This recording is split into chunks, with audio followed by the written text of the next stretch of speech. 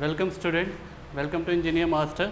आज हम basic electrical engineering में जो नेक्स्ट टॉपिक पढ़ेंगे वो होगा आपका KCL। KCL का फुल फॉर्म क्या हुआ आपका? Kirchhoff current law. Kirchhoff current law, इसको हम KCL को हम फर्स्ट लॉ भी बोलते हैं, first law of Kirchhoff. First law of Kirchhoff. KCL क्या कहता है आपका? स्टेटमेंट क्या होगा KCL का आपका? The algebraic sum of current meeting at a junction is equal to 0। Algebraic sum of current meeting at a junction और node. Junction या नोड हमारा एज यूजुअल सेम हो गया। अगर नोड की बात करें तो नोड क्या होता है आपका? दो या दो से ज़्यादा ब्रांच जहाँ मीट कर रही है उसको हम नोड कहेंगे। और जंक्शन क्या हो गया आपका? जहाँ 3 or more than 3 branches are meeting together is called junction. Node and junction में इक्विवेलेंट होगा। अगर हम नोड के लिए बोलते हैं तो नोड के लिए हम ये क्राइटेरिया रख दें कि where 2 or more than 2 branches are meet together is called node. और जंक्शन के लिए हम ये क्राइटेरिया रख देते हैं आपका कि where 3 and more than 3 branches are meeting together is called junction. तो जो सारे जंक्शन होते हैं कॉल्ड एज नोड, बट सारे नोड को हम जंक्शन नहीं कह सकते हैं। ये थोड़ा एक एक्सेप्शन हो गया आपका। अब हम KCL की बात करते हैं तो KCL क्या होता है? KCL का स्टेटमेंट आपको मैंने बताया था, algebraic sum of current meeting at a junction is equal to 0। तो स्टेटमेंट क्या हुआ? हम बोलेंगे the algebraic sum of current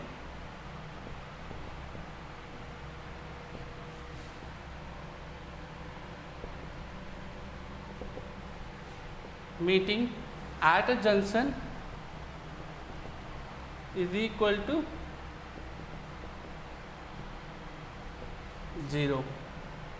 अगर मैं इसको सिम्बलाइज करूं तो समेशन ऑफ करंट किसी जंक्शन पे जो सारी करंट का सम होगा वो क्या होगा? इज इक्वल टू 0 होगा। एल्जेब्रिक, हम स्टेटमेंट में एल्जेब्रिक का वर्ड यूज़ कर रहे हैं तो एल्जेब्रिक मीन्स क्या होता है? जहाँ हम कहीं भी हम एल्जेब्रिक वर्ड यूज़ करते हैं तो एल्जेब्रिक का मीन्स यहाँ पे ये हो गया कि साइन कन्वेंशन के साथ। अगर हमने बोला इनकमिंग करंट जंक्शन पे पॉजिटिव मान रहे हैं, उसको कंसिडर पॉजिटिव कर रहे हैं, तो आउटगोइंग करंट क्या हो गई आपकी? नेगेटिव हो गई। तो हम उनके साइन कन्वेंशन के साथ हम बोलेंगे कि जो एल्जेब्रिक सम ऑफ करंट हैगा वो क्या होगा? इज इक्वल टू 0 होगा।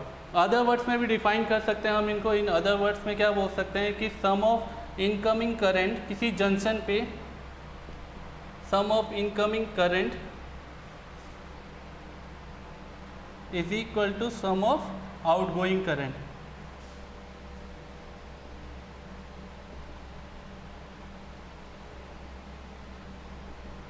सम of incoming current is equal to sum of outgoing current. हम इसको बोल सकते हैं sum of incoming current is equal to sum of outgoing current. तो हम इसको ऐसे भी डिनोट कर सकते हैं कि summation of incoming current is equal to summation of outgoing current. Current के लिए हमने I यूज़ कर लिया। तो KCL आपका कहता है कि algebraic sum of current meeting at a junction is equal to 0 summation of I। मैंने बोला एल्जेब्रिक सम वर्ड यूज़ किया साइन कन्वेंशन के लिए हमारा कि अगर हम इनकमिंग करंट को पॉजिटिव मान रहे हैं तो आउटगोइंग करंट क्या होगी आपकी? नेगेटिव होगी। तो उनका जो सम होगा किसी पर्टिकुलर नोड या जंक्शन पे क्या होगा? 0 होगा। अब इसको अगर मैं फिगर से बताता हूँ आपको, तो जैसे फॉर एग्जांपल ये आपका नोड या जंक्शन हो गया। इस पे मैंने मान लिया करंट I1 आ रही,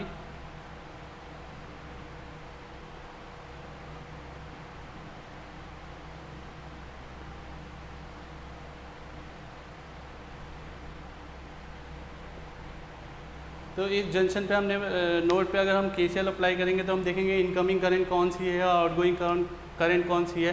तो KCL बोलता है ये नोड होगी। नोड और जंक्शन मैंने बोला जहाँ बहुत सारी ब्रांचेज मीट कर रही होंगी उसको हम नोड और जंक्शन बोलेंगे। तो इनकमिंग करंट हम देख लेंगे कि कौन सी जो जंक्शन पे जो इनकमिंग आ रही होगी वो कौन कौन सी करंट है। अगर हम बोलेंगे तो I1 हो गई आपकी, I2 हो गई, और ये दोनों इनकमिंग करंट हो गई। और आउटगोइंग करंट क्या हुई आपकी? I3, I4, I5। तो इनका सम, तो अगर हमने इनकमिंग करंट को पॉजिटिव माना है तो समेशन ऑफ टोटल I जो होगा वो इज इक्वल टू 0 होगा। तो अगर इनकमिंग करंट को हम पॉजिटिव मान रहे हैं तो I1 प्लस I2, और आउटगोइंग करंट क्या हो गई आपकी? अगर नेगेटिव हो गई तो minus I3 minus I4 minus I5 is equal to 0। तो ये हमारा इक्वेशन बना कि हमारी 2 करंट इनकमिंग थी और बाकी की 3 करंट क्या हो गई आपकी आउटगोइंग हो गई, तो उनका सम क्या हो गया आपका ओवरऑल सम जो हो गया एल्जेब्रिक सम उसको क्या होना चाहिए 0 होना चाहिए।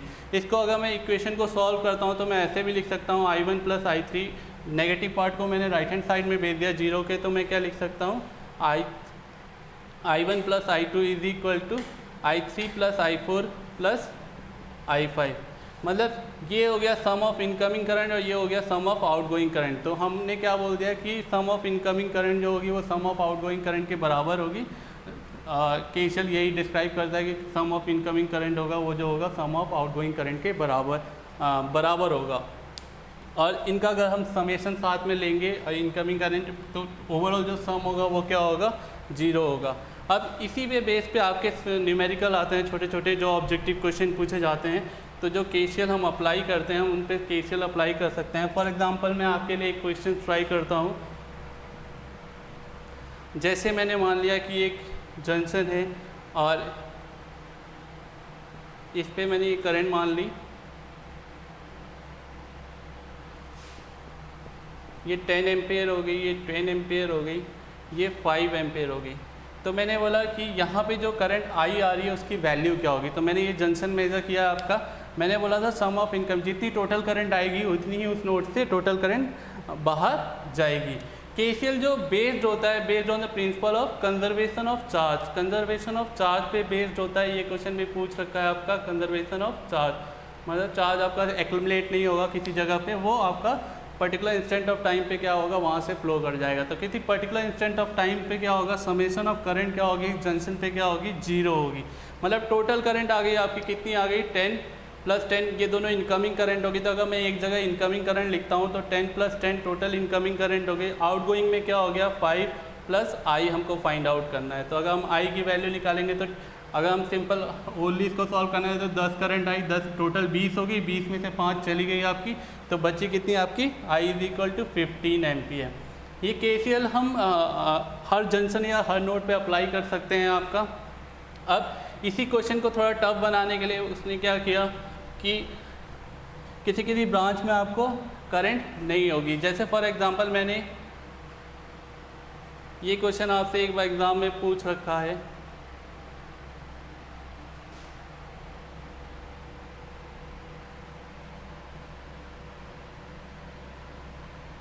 जैसे यहाँ पे मैंने बोल दिया टोटल 50 एम्पियर करंट आ रही थी आपकी स्टार्टिंग में, यहाँ पे गई आपकी 10 एम्पियर और यहाँ पे गई आपकी 20 एम्पियर, तो 30 20, यहाँ पे आपकी गई 5 एम्पियर, यहाँ पे गई आपकी 5 एम्पियर, यहाँ पे गई आपकी 2 एम्पियर और यहाँ पे गई आपकी 4 एम्पियर। अब पूछा उसने इस ब्रांच में करंट क्या होगी आपकी और इस ब्रांच में करंट क्या होगी आपकी। तो हमने देखा, मैंने बोला कि सबसे पहले आपको ये डिटरमाइन करना है कि नोड और जंक्शन कहाँ है। नोड और जंक्शन पे आप क्या करोगे केसीएल लगाओगे, केसीएल अप्लाई करोगे। केसीएल क्या कहता है जैसे हमने देखा जहाँ मोर देन 2 या 2 से ज़्यादा ब्रांच मीट कर रहे हैं वो आपके जंक्शन हो गए। तो जैसे फॉर एग्जांपल ये आपका जंक्शन पॉइंट हो गया, तो हम यहाँ पे केसीएल अप्लाई कर देंगे। ये एक जंक्शन पॉइंट हो गया, यहाँ पे ये 4 ब्रांचेस मीट कर रही हैं तो ये एक जंक्शन हो गया, तो यहाँ पे हम केसीएल अप्लाई कर सकते हैं। यहाँ पे भी हम केसीएल अप्लाई करेंगे। तो जब जिस केसीएल के लिए आप जिस नोड पे अप्लाई करो उसको इंडिविजुअली ट्रीट करोगे आप। इस पर आप केसीएल अप्लाई कर सकते हो, इस पर केसीएल अप्लाई कर सकते हो, इस पर के लिए। अब एन एक्स और वाई की वैल्यू आपको डिटरमाइन करनी है, तो एस की वैल्यू क्या होगी। हमने देखा यहाँ इस जंक्शन पे क्या हो रही है 50 एम्पियर इनकमिंग करंट है, टोटल कितनी आ रही है 50 एम्पियर। 50 में से क्या हो गई आपकी 10 आउटगोइंग हो गई, इस जंक्शन के लिए ये आउटगोइंग हो गई, ये इनकमिंग हो गई, और 10 20 यहाँ हो गई, तो यहाँ पे भी क्या होगी आउटगोइंग होगी। इसका डायरेक्शन हमें गिवन नहीं था एग्जाम में, जरूरी नहीं डायरेक्शन गिवन भी हो सकता है नहीं भी हो सकता, तो आपको खुद डिटरमाइन कर सकते हो कि डायरेक्शन ऑफ करंट क्या होगा। 50 में से 20 चली गई इधर, 10 और 20 टोटल 30 हो गई, तो बची हुई रिमेनिंग ब्रांच में कितनी गई आपकी 20 एम्पियर। अब ये मैंने इस ब्रांच में निकाला। सिमिलरली आपको इस x की वैल्यू फाइंड करनी की x ब्रांच में करंट क्या होगी। अगर आपने x की वैल्यू निकाली और वो नेगेटिव आ गई तो इसका मतलब जो आपने डायरेक्शन चूज़ कर रखा है उसके डायरेक्शन के अपोजिट भी करंट फ्लो कर रही है, डायरेक्शन के अपोजिट करंट फ्लो कर रही है जो आपने डायरेक्शन चूज़ कर रखा है, अगर वैल्यू आपकी नेगेटिव आ गई। हमने यहाँ अप्लाई किया 20 में से 5 चला गया, 5 चला गया, 10 चला गया, मतलब टोटल 20 इसके लिए इनकमिंग थी, 5 और 5 आपकी कितनी चली गई, 10 चली गई। तो इस ब्रांच में कितनी गई आपकी, बची कितनी, 20 इनकमिंग थी और टोटल आउटगोइंग कितनी हो गई, 10। तो एच की वैल्यू क्या होगी, इसका मतलब एक्स आपको डिटरमाइन कर लिया आपने 10 एम्पियर। एच क्या हो गया आपका 10 एम्पियर। तो 10 एम्पियर इसका मतलब इनकमिंग इस पर 10 एम्पियर आ रही है। अब वो 10 एम्पियर में पूछा यहाँ इस वाली ब्रांच में कितनी जा रही है आपकी करंट, तो हम कैसे डिटरमाइन करेंगे, 10 टोटल आ रही है, 2 बाहर, इससे इस नोड पे देखना है हमें कि कहाँ, इस नोड से हम देखना है आउटगोइंग है, ये 2 एम्पियर चली गई, ये 4 एम्पियर चली गई, तो इसमें कितनी हुई, तो 10 में से 2 माइनस 4 टोटल 6 माइनस कर देंगे तो y इज इक्वल टू क्या आ गया आपका 4 एम्पियर। तो ये हो गया सॉल्यूशन। तो ऐसे क्वेश्चन को वो केसीएल अप्लाई करके सिंपल आपको ये बताना है कि किस ब्रांच में कितनी करंट जा रही है। अब यही लॉजिक को हम किसी और चीज़ में भी लगा सकते हैं। जैसे फॉर एग्जांपल थोड़ा क्वेश्चन को अगर मैं टफ करना चाहूँ और घुमाना चाहूँ, तो मैंने एक आर्बिट्री सर्किट बना दिया। क्या बनाया, आर्बिट्री सर्किट बना दिया। आर्बिट्री सर्किट मीन्स कोई इमेजिनरी सर्किट बना दिया और मैंने ऐसे एक पॉइंट निकाल दिया।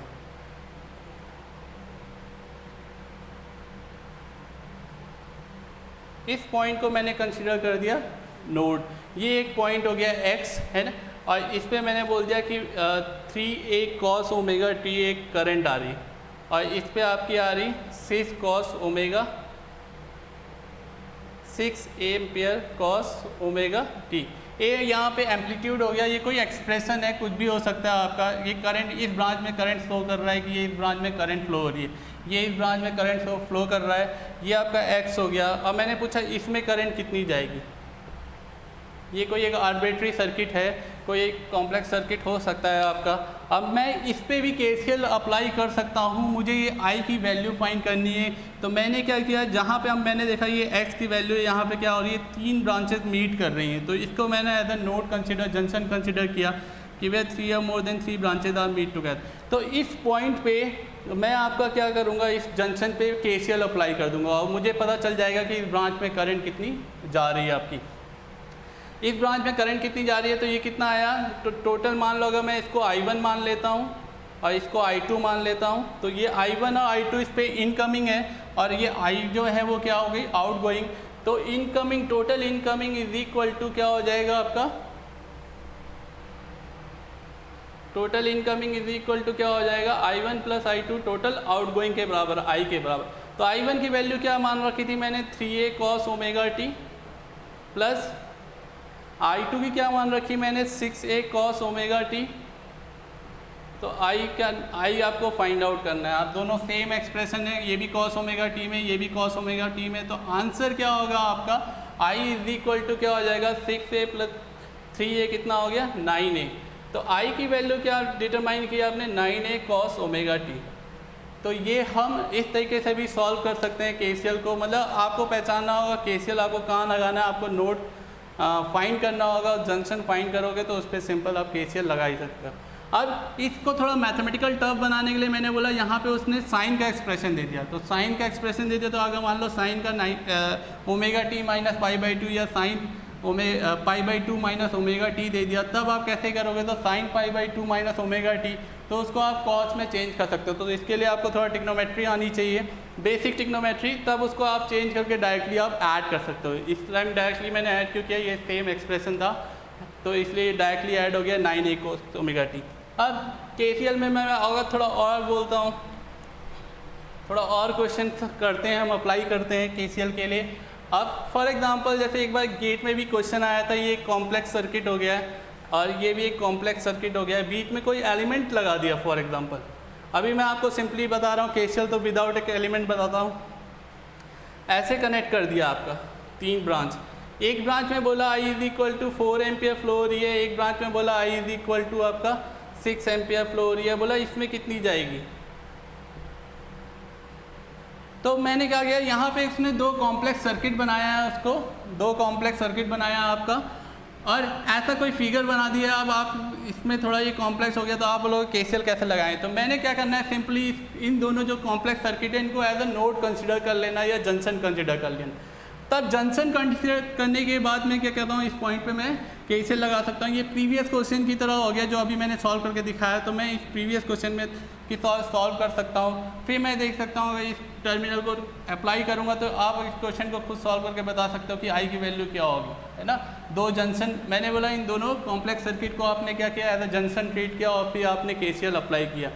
अब यही लॉजिक, ये क्वेश्चन आप खुद सॉल्व कर सकते हो, ये जस्ट प्रीवियस वन की तरह था, ये समझाने के लिए कि, और यहाँ पे कोई एलिमेंट भी लगा सकते हैं। तो एलिमेंट किसी ब्रांच को हम जब स्पेसिफाई करते हैं तो किसी ब्रांच को हम एज अ एलिमेंट ट्रीट कर देते हैं।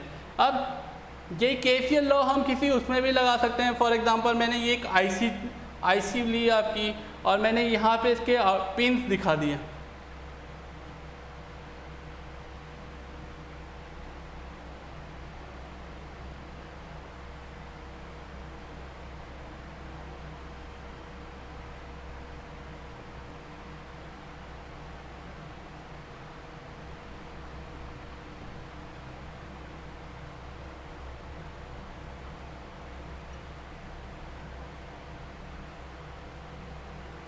अब मैंने ये दिखाया, मैंने यहाँ पे ये डिफरेंट पिन हो गए, एक आईसी कंसिडर कर ली, तो मैं एक आईसी में भी केसीएल अप्लाई कर सकता हूँ। उससे न्यूमेरिकल, जैसे आजकल क्वेश्चन को चेंज करके उसके थोड़ा चेंज करके आपसे पूछे जा रहे हैं, अगर हम देखेंगे तो मैंने इस आईसी में केसीएल भी, तो इस आईसी को मैं एज अ नोड ट्रीट कर सकता हूँ क्योंकि मुझे आउटपुट पिट में करंट बाहर का पता है आपका। जैसे इसने बोल दिया 5 ampere, 10 ampere, 6 ampere, 4 ampere, 3 ampere, 2 ampere और कुछ भी लेट अज्यूम कर लेते हैं 5 एम्पियर।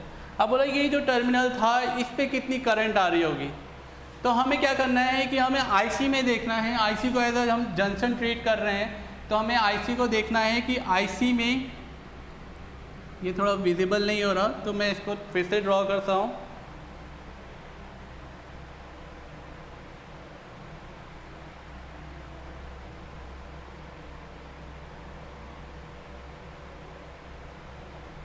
ये दो आउटपुट पिन है, एक इनकमिंग है कोई, एक आउटगोइंग। तो अब मैंने इस आईसी पे अगर मुझे केसीएल अप्लाई करना है तो मैंने ये देखना है इस पर कितनी इनकमिंग, टोटल इनकमिंग करंट कितनी हो रही है आईसी पे और टोटल आउटगोइंग करंट कितनी हो रही है। जो आईसी के लिए इनकमिंग होगी मैं एक साइड में लिख सकता हूँ, यहाँ पे मैंने कंसिडर किया कि इनकमिंग करंट आईसी के लिए, और यहाँ कंसिडर किया मैंने आउटगोइंग करंट आईसी के लिए। अब मैंने आई पूछा है ना, इसका डायरेक्शन दिया है कि ये इनकमिंग होगी या आउटगोइंग होगी, तो वो हम आंसर से डिटरमाइन करेंगे कि टोटल करंट कौन सी ज़्यादा है और उसके बेसिस पे निकालेंगे। अगर हमने इनकमिंग वाली करंट देखा तो 5 आपकी इनकमिंग है, 5 हो गई, 10 हो गई, तो कितना हो गया 15 हो गया, 15 और प्लस 5 कितना हो गया 20 हो गया, 6 भी आ रही है आपकी तो 26 एम्पियर हो गया। तो टोटल इनकमिंग करंट होगी आपकी 26 एम्पियर। आउटगोइंग करंट के लिए हम देखेंगे तो आउटगोइंग करंट आपकी 4 एम्पियर है और एक 2 एम्पियर, 4 + 2 6 हो गया और 6 + 3 कितना हो गया आपका 9 हो गया। तो हमारी 9 एम्पियर आउटगोइंग करंट है। तो हमने देखा कि टोटल कितनी आ रही थी आपकी 26 एम्पियर और 9 एम्पियर बाहर जा रही है। तो दोनों को मैच करने के लिए हमने देखा कि कितना हो गया आपका 26 - 9 करेंगे तो कितना होगा आपका 16 एम्पियर, 17 एम्पियर। तो 17 एम्पियर करंट, इसका मतलब ये क्या होगी, कौन सी करंट होगी, इक्वेट करने के लिए हम क्या करेंगे, तो इसका मतलब ये क्या होगी आईसी से बाहर हो रही है जिसकी वैल्यू आई आपकी 17 एम्पियर। तो ये केसीएल था। केसीएल पे आपके इस टाइप के लॉजिक और भी क्वेश्चन हम कर सकते हैं। जैसे किसी क्वेश्चंस में थोड़ा मैथ का यूज़ करके पर्टिकुलर हमें क्वेश्चन को टफ बनाना है अगर हमें, तो जैसे मैंने एक जंक्शन बनाया आपका, दिस जंक्शन, इस जंक्शन पे मैंने एक कैपेसिटेंस कनेक्ट कर दिया, एक इंडक्टेंस कनेक्ट कर दिया, एक रेजिस्टेंस कनेक्ट कर दिया और एक बैटरी कनेक्ट कर दी।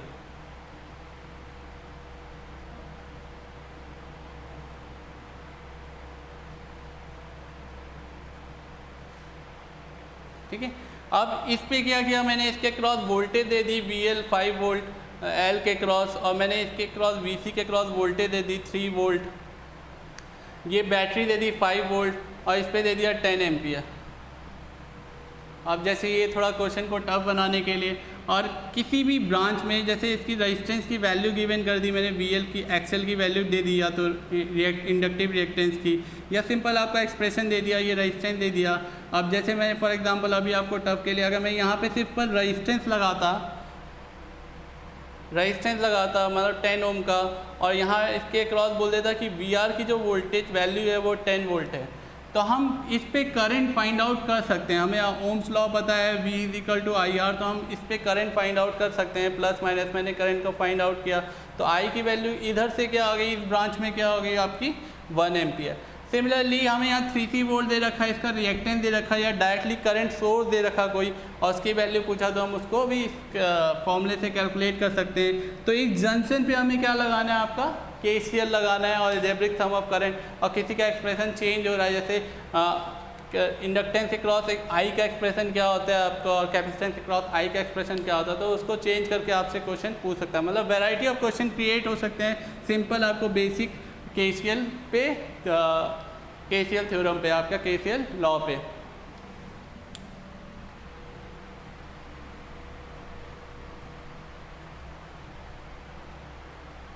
ठीक है। और जैसे क्वेश्चंस डिप्लोमा लेवल के लिए कि उन्होंने करंट सोर्स को भी हम प्रोवाइड कर सकते हैं, जैसे इसने करंट सोर्स प्रोवाइड कर दिया और उस पर पूछा आपका, ये करंट सोर्स हो गया आपका, करंट सोर्स दे दिया आपने, और उस पर पूछा आपका कि इस ब्रांच में आपकी करंट कितनी जा रही है। सिंपल सा एग्जांपल, करंट सोर्स दे दिया और पूछे कि इस ब्रांच पे करंट कितनी जा रही। तो हमने देखा सिंपल, हमें यहाँ पे क्या लगाना है, KCL अप्लाई करना है। तो अलजेब्रिक हमें total incoming current, total outgoing, तो ये इस नोड के लिए इनकमिंग हो गई, आउटगोइंग कितनी होगी 20, ये 2 एम्पियर हो गई, और 10 एम्पियर इनकमिंग थी, 2 एम्पियर चलेगी, तो इस ब्रांच में कितनी गई 8 एम्पियर। तो सिंपल आपको KCL में ये है, algebraic sum of current meeting at a junction = 0। और क्या क्या क्वेश्चन मैंने बताया कि इस प्रिंसिपल पे बेस्ड होता है, तो कंजर्वेशन ऑफ चार्ज पे। थैंक यू, आज के लिए इतना ही। नेक्स्ट आपको कोई डाउट हो, कोई क्वेश्चन हो, तो आप कमेंट बॉक्स में लिख सकते हैं।